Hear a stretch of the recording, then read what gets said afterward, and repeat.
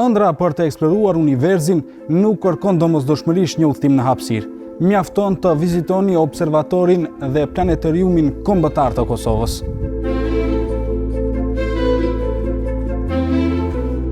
Astronomia, unë mendoj që është një ardhme e ndritur e popullit tonë, për shkak se ne aty kemi mundësi çka dush që të studiojmë.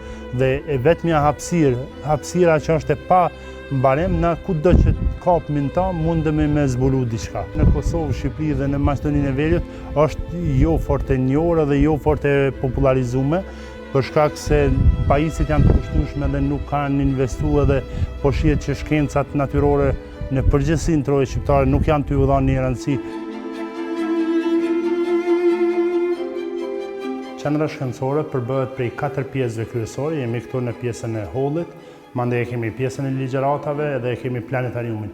Në hall, në muralet e hollit i kemi paraqit disa prej shënimeve për astronominë, duke filluar prej lindjes së yjeve, rritjes, plakjes dhe në fund shpërtimit apo eksplodimit të yjeve dhe krijimeve të yjeve të reja, që në astronomi njihen si supernova.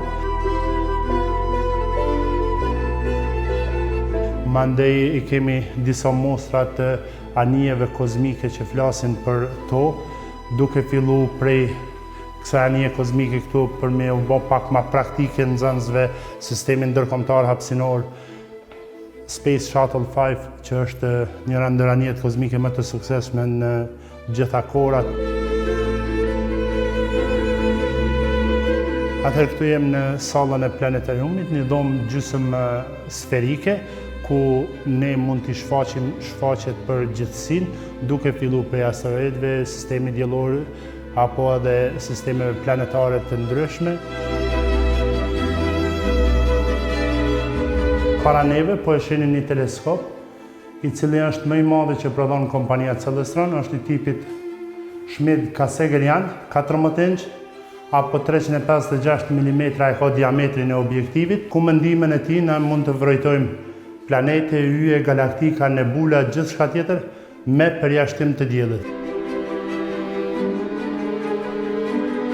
Tash jemi në pjesën e platos, ku i kemi 2 teleskopet tonë të ekspozuar këtu.